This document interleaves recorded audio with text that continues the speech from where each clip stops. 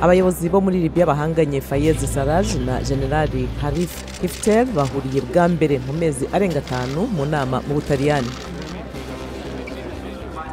Abahungu 11 bapfuye, abarenga 20 barakomereka nyuma yuko inkongi y'umuriro yibasiye icumbi ry'abanyeshuri ku ishuri ryitiriwe Mutagatifu Bernard Maya riri Irakayi muri Uganda. Perezida wa Gabon ari Bongo yemeje ku nshuro ya mbere ko arwaye cyane nyuma yo kwinjizwa ibitaro muri Arabia Saudite hashize ibyumweru 3.